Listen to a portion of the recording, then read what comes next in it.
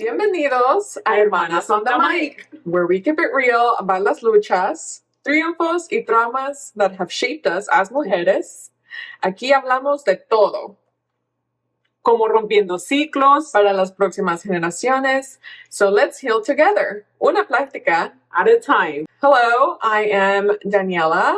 Hi, I'm Jackie. And we are sisters. I live in Florida. And I live in Texas. But today I'm visiting here, Texas, and we thought we would record another episode. Yeah, because we missed one last month. Yes, we did miss the month of May. Yes. So we apologize for that. But hopefully we'll be good for at least the next 2 months. Yes. Until we get together. Or we record. Yes, or we record remotely. So, if you're watching this, welcome. If it is the first time that you're with us, welcome. Please make sure to hit that subscribe button, like, comment, and hit that bell while you're at it. So, if you haven't watched the last few episodes, then make sure to go check those out. Yes.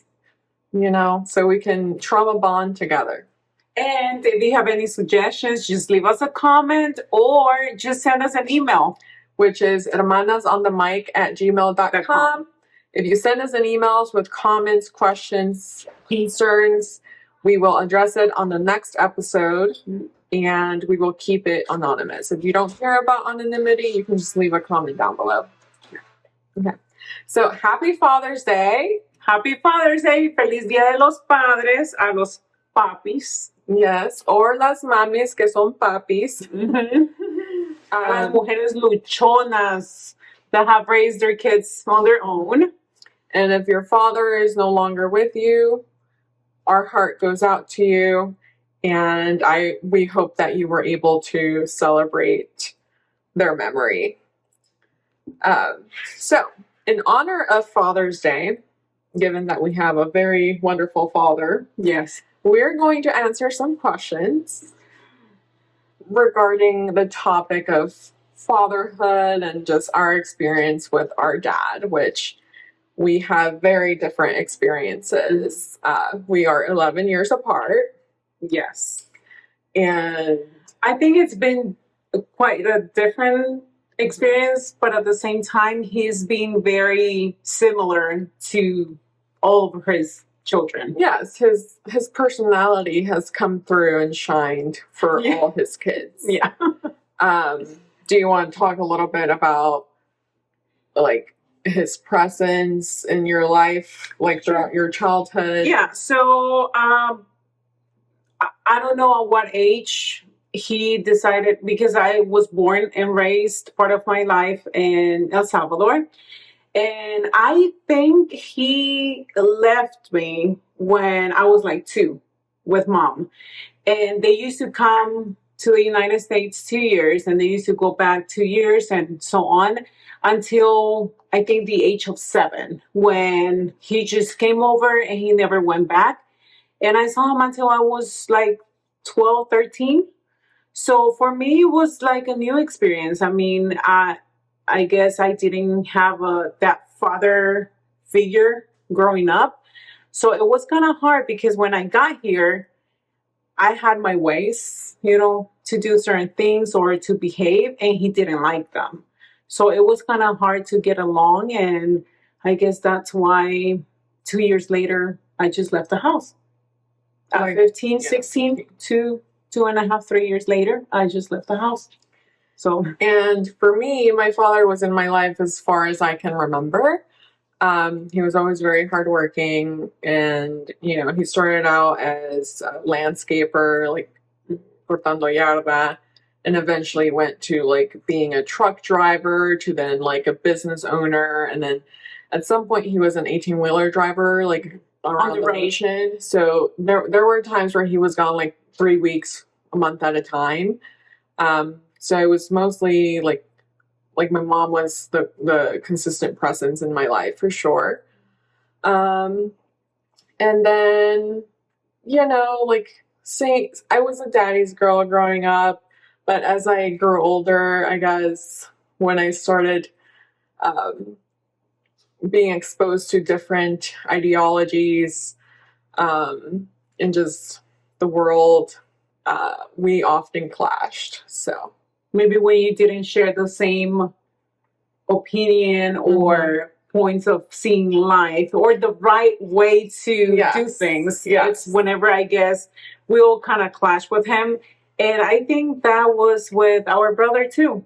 Yeah. I mean, he just had this thing like if you don't do the things his way, if you don't do things his way, it's like you're doing it wrong. Yeah. There's no other way.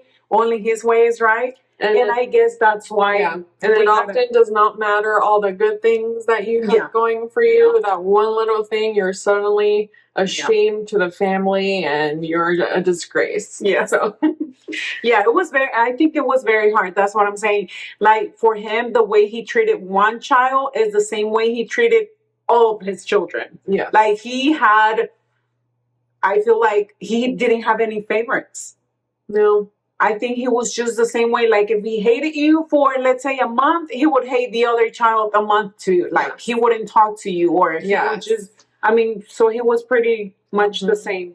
And if you did not watch the last few episodes, you know that I'm still no contact with my father. So I do not intend to text him or message him on Father's Day unless he has reached out before then. And that is because also on your birthday, did he reach out to you? No, he did not reach out to me on my birthday. Mm-hmm. And he was the one that said, I mean, you can go watch the last few episodes. I feel like I've talked about it almost every episode. Yeah. It's definitely not on my mind. Yeah, the first one, the second, the third. Yeah. Not on my mind anymore. It doesn't bother you at all. No, not at all. But yeah, I mean, he's the one that essentially yelled at me that said he didn't want to talk to me ever again. So I've been respecting him with that. But yeah, maybe later in the episode we can go into the new developments that have happened. Right. So right now we can talk about, we're going to answer some questions that have been given to us by lovely ChatGPT, because we're not big enough to receive questions just yet. But I hope that you that are watching this will take the time to pretty please leave a question or a comment, your input or your experience with your father growing up, or what is it that you're going through with your father too. So, first question. ¿Cómo ha influenciado tu papá en la persona que eres hoy? Okay, as far as business, I think it influenced for the good, because I know he's always been a hard worker, like the main provider. I know mom helped him, but I feel like he was always making sure that everything was paid in the house. I didn't live with you guys, growing up, but I mean, he was always like paying the rent, and working hard. As you said, he was a yardero. Then he went to the school to do the cleaning. What is it called? The housekeeping at school. Oh, really? Yeah. Oh, he worked at a school. Like a janitor. Yeah, a janitor. Okay, yeah. He was a janitor out of school. Luego se fue a manejar the 18-wheeler. Yes. Y fue cuando estuvo, I think, in Dallas or Austin. Yeah. And that was like for another company. And then. Yes. Then he had his own 18-wheeler. And that, I guess, didn't work out at some point. But then I got a call one day and he was like, hey, I need you to lend me some money. I was in Ohio. Yes. When he started the mixer company. But he worked for a mixer company. He worked for a mixer company over here that it's a very, very popular company who builds the highways in Texas. Oh, okay. And I think they're pretty much around the world, but I'm not sure. I'm sure I've seen them in different states. But one day, I guess he was just tired of just being an employee. So he gave me a call and he was like, hey, I need you to lend me some money because I want to set up my company. And at that time, we were not getting along very well because of the person I was with. Oh, right, a boyfriend that I had, and he didn't like. And we had issues. We were not talking. I mean, we were not como in a good relationship. So I thought, oh my gosh, this man just wants to steal money from me. Like he's gonna leave me with a loan and he's just not gonna pay it. So I was like, I don't have the money because he was asking, I think, for more than 2,000 or 5,000, something like that. And I was like, I don't have the money. So, but I gave him what I had and he paid me back. And he paid me more than what I thought he was going to give me back. So that's how he started his concrete company. But so I felt like part of the company, somehow because I helped him with his dream. So he started his own business. At some point, he had 6 trucks, 6 drivers, which was very hard. Then I moved over here and I was helping him. And I saw him. I mean, he had a lot of moolah, you know that. So I like that. Like, it was a really good example to me back then, and not to be just an employee and build my own business. And that's where I am now. I agree with you. So now it's like, okay, so he went back to El Salvador in 2019. No, in 2019. Oh, right after my wedding? Right before the baby was born. Oh, okay. Yeah, right before my daughter was born, he went to El Salvador because mom and him decided to just go back and live their lives. And he basically got rid of everything. He sold his trucks, he sold everything, pero dejó 2 trucks. So he was like, here for you to start your own business. And at that time, it was very hard because there were no clients. Like he pretty much just gave up at some point because his idea was just to go back to El Salvador and just build a life over there and just get rid of everything here. But then in 2019, which in August, then we started our own company with my husband. And since then, we've been making moolah too. I agree with you. I guess right now I'm like in a weird phase with him where I'm like, oh, he sucks. But, right. But like, when you start talking, like, yes, I agree with you because he is, he's definitely the representation of started from the bottom, now I'm here. Like, Yes. That's how I see him. Like, he started out as yardero, which, that's a respectable occupation, but he was always more like he had ambition to keep going. He had goals. I feel like he had, yeah. And, to start from being a yardero, only owning what's it called, a lawnmower, to then owning 6 mixer trucks.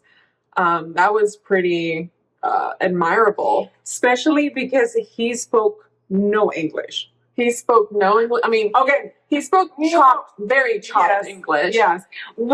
When I got here to the United States, I really thought he was very fluent. I was impressed until later, years later, I'm like, okay, I don't think so. He just, he lied to me. He spoke very chopped English. I remember, some summers, because when he had the 18-wheeler, some summers I would go with him on his trips, and, as a little girl, I was still the one translating, even though, he had gotten around so far, so he probably didn't need my translations or my interpretations. But and he was always very supportive of my education. Many times I felt like I couldn't mess up, but I think his tough love kind of pushed me to be better who I am and be better, probably. Yes, and now, I'm an attorney, I own my own law firm, and I think he really, and not just him, obviously my mom too, he really did, put that little seed of ambition. Mm-hmm. Yeah. I mean, I feel like he set the bar really high for us, not just to, hey, it's okay, you can make, what's the minimum, $7.25 or something like that, and it's fine. You work hard and you get to whatever you want to be in life. And I feel he was a very good example when it comes to that, because he was a very hardworking man. He busted his rear. And he also wasn't, at least not how I viewed him, he wasn't the type to flaunt all his money. Like, I think even though he had 6 mixer trucks, I think we still lived a humble life. Yes. Yeah. Which is why you will never see me, like, just wearing, like, what is it, branded items. Like, yeah, that is true. Even him, it was very, I feel like he was very humble. Despite the fact that he was making really good money. He had his, like, gold rings. Yes. And, like, I think that was the biggest representation of him making good money. But he was very humble. And what I really liked about him was that I feel like he was very compassionate. If you were going through something, he would help. Because, he helped me in different ways when I really needed it. But he wasn't like, okay, if he sees you, or even, like back then, if he'll see you struggling, he'll help you, but not for a long time. It had like a limit. Okay, you're going through something, I'll help you 1-2 months, but that's it. Yeah. So I feel like he also kind of triggered you to be a better person in life. And I guess he didn't even realize that he was just planting a little seed, of you trying to be a better person, have goals in life.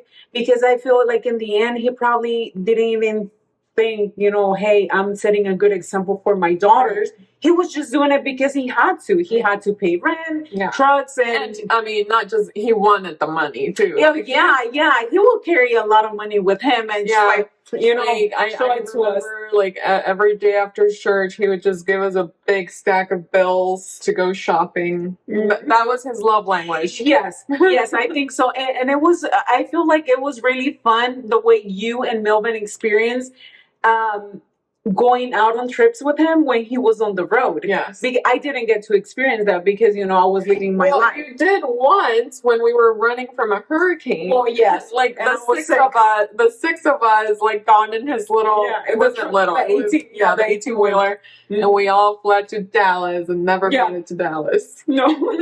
We stayed at a hotel. And then the hurricane was following us. But I think that is one of the biggest things that how he's influenced in my life. It's just the work ethic. Yeah, the work ethics. The thought of, hey, you can become more. Because I remember when he left, he was like, I just want to leave this for you because I don't want you to work for anyone else. I want you to have your own business. I want you to just manage, whatever you need to be there for your family. And I am very thankful for that. And, like, for me, I never had any interest in his business. So I respectfully just went off to college and then law school. And even from afar, when he left the business to my sister, like, it was with the agreement that my sister would send me $600 a month for a year. Which was extremely helpful, like, even though life is expensive, that certainly covered groceries, at least for the month. So that was really awesome. And I used to want to be a criminal investigator, which he hated. And then you wanted to be a police officer? Yeah, which he hated because he thought those people didn't make any money, and he wanted me to be a lawyer, and I was really against it. But I then discovered that path on my own while in college. So, next question. He's probably going to watch this and it's going to be like, they're talking shit about me. La próxima pregunta es, ¿cuál es el mejor consejo que te ha dado tu papá? You can start with that. So what is the best advice that your dad has given you? That is terrible.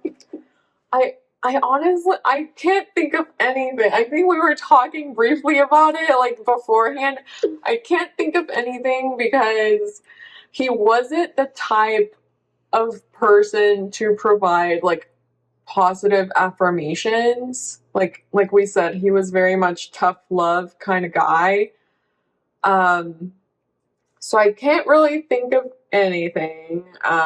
I just know that each birthday or every Christmas or something, that's when all his words would come out.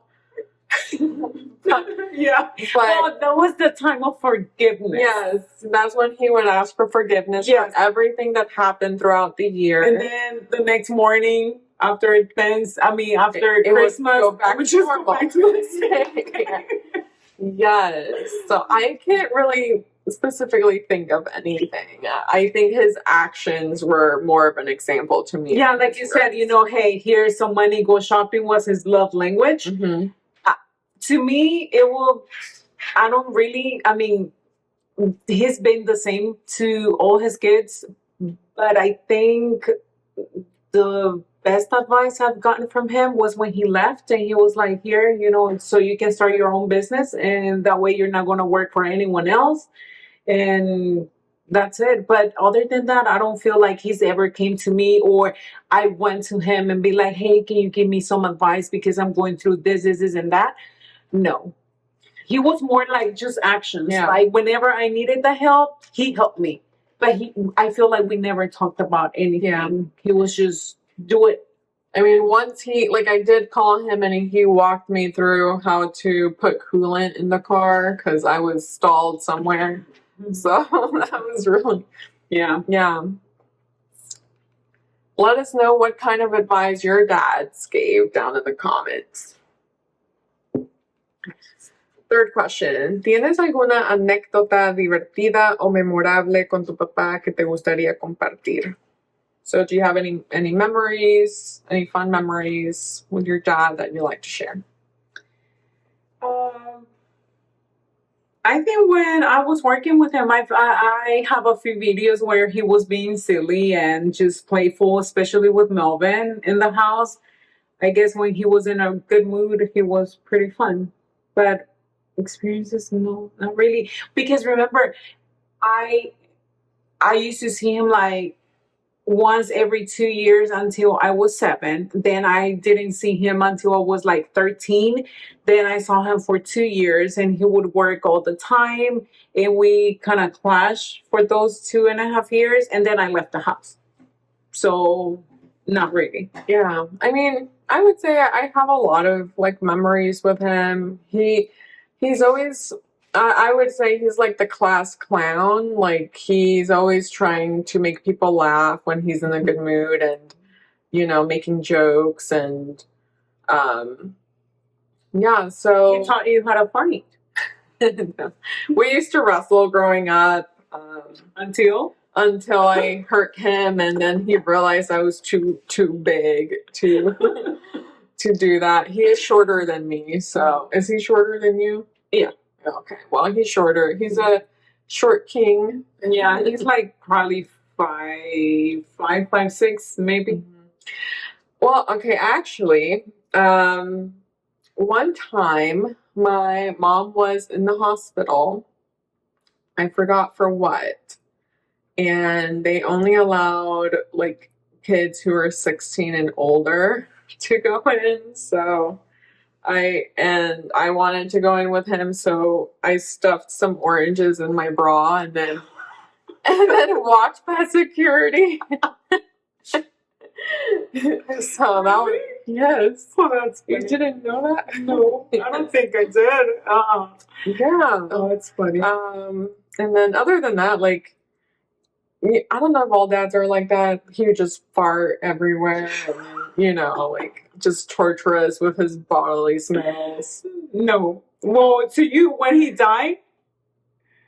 Oh, yeah. One time he, stopped breathing after laughing so hard. So. You see, I wasn't there. It was only you and Mom. Yeah, so those definitely, there are, so many things that I feel like I missed. Yeah. Because I didn't grow up with him. That's true. Mm-hmm.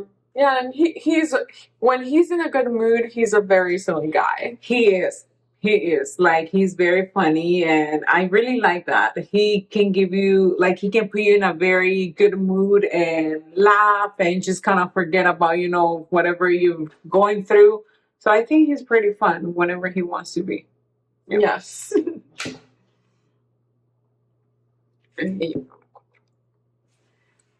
Okay. So 4th question. ¿Qué valores o lecciones te ha transmitido tu papá que ahora aplicas en tu vida? I think we talked a little bit about that earlier, about the influence that he's Number had. one. Yeah. Mhm. I think he gave us the value of always striving for more. But sometimes I think we talked about it in previous episodes, like what, like I wonder, like what's the line between being ambitious and being greedy, Mhm. you know? I don't think he was greedy, you know. I think he was always ambitious to make more, to have a better life, just because growing up, he didn't have anything. Right. Yes. Because he, from what I've heard, he had his first pair of shoes when he was 15. And I heard that when my mom and him went out on a date and, they give free napkins, he was like amazed and stuffed the napkins in his hat thinking he was stealing them. Mm-hmm. Yeah. So I think it was just that. He always wanted the best for his family. It's just, and I feel that's how it is in life. Like whatever you went through, you don't want your kids to go through the same struggles in life. Mm-hmm. So I guess that's why he was always wanting to make more. Yeah. Yeah, pretty much, but I don't think, what do you say, he showed us a good work-life balance, or do you think he worked too much? Well, that's something that you would have to answer because I wasn't there for that. Remember? I mean, growing up, I left the house when I was 16. So I wasn't there when he was a truck driver. Yeah. When he was on the road for 2-3 weeks, I wasn't there. Or when part of the time where he had the concrete mixers, I wasn't there either. I came after, he had started the business. What I can tell you is that he used to work hard. Like, he used to work like 7 days a week because it's nonstop calls and. No, I would say like I mentioned previously, the constant presence in my life was mostly my mom, because he was kind of like the person I saw on the weekends, or when he was working, doing the 18-wheeling driving, like I would see him maybe every 3 weeks or so. So you think he had a balance? No, I don't think he had a balance. I mean, like, if his balance is making it to church, then sure. Right. Well, I feel like that's something that a lot of truck drivers go through. I mean, they are on the road constantly and they see their families as much as they can when they can. Yeah. So. If you've made it this far, make sure to press that subscribe, press that thumbs up, and leave us a comment. And subscribe. Okay, 5. ¿Cómo celebras el Día del Padre y qué significa para ti? I don't celebrate. Really? No. For Andres? You don't cook for him, you don't give him cake, you don't,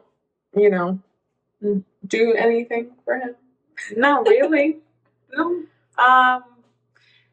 No. I do think about it like, okay, I need to get him a gift, but no. Any ideas for the gift? No. I think men are difficult. I feel like they have it all. It's not like you can give him a lipstick or some nail polish or makeup, nothing. I mean, I would say socks, underwear, things that they will definitely need at some point. Well, but that's what I'm saying. I feel like he has everything. I gave him the greatest gift. What else can he ask for? I gave him the greatest gift, which is his daughter. Does he have a watch? Yes. I bought it for him. Okay. And the phone that he has. A Rolex? No.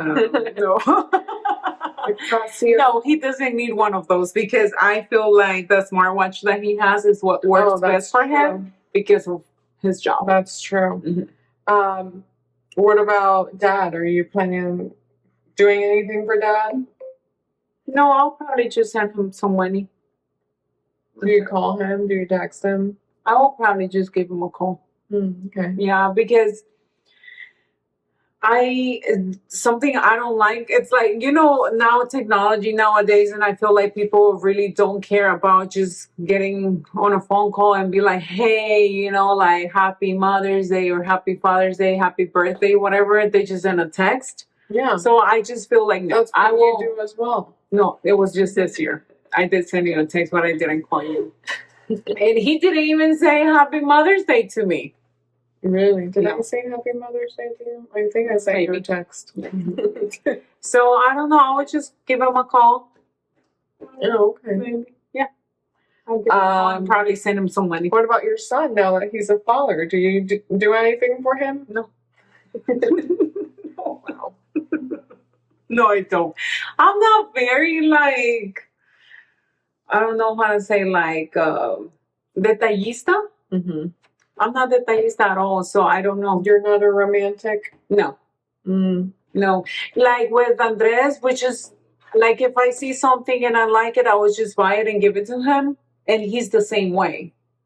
Yeah. Like, it's como like anniversaries. We don't go out on anniversaries, but maybe like this weekend, we want to go, I don't know, let's say to Galveston and stay at a hotel, whatever, for the weekend. We'll just go. So it doesn't have to be like a special occasion for us to do something or for us to gift something to each other. So I guess that's why I am the way I am. Yeah. I said earlier I am not planning on calling my father. But with my boyfriend's dad, we'll probably take him out to eat or something. Yeah. On the day, like, probably. Yeah. I mean, he has nothing else to do. The dad is not married, and I guess if I do something, I'll let you guys know on the next episode. Yes. In case I decide to do something. I'm sure that what I've done in the past is probably just take him out to eat or do something like that. I don't know. I feel like in Melvin's case, he doesn't really need anything. He just needs money. So I think we all need money right now, sister. So, but other than that, I mean, I feel like it's always the same thing, going out to eat or buying sometimes things that they don't even need. That's true. So, and I mean, now thinking of it, like my boyfriend is our pet's father. So I don't know, maybe I'll just make him breakfast that day. A paw print. Do a card with a paw print. That would be so cute. I'm going to do that. Happy Thursday. For their day. Oh, and she's not a romantic, please. No, okay. That's really it for today. Like, so I gave you some good ideas for you did. Yeah. I'm sorry I couldn't return that favor. But I'll definitely let you guys know on the next episode if I did anything. I promise I'll probably take pictures or something. A heart-shaped flan. Sure. Yeah. So, all right. So, like we said, make sure to leave a comment, press that like, subscribe, leave a bell. And if you are too shy to put your name out there, then send us an email at hermanasonthemic@gmail.com. We will see you on the next episode, which should be released the third Tuesday of July.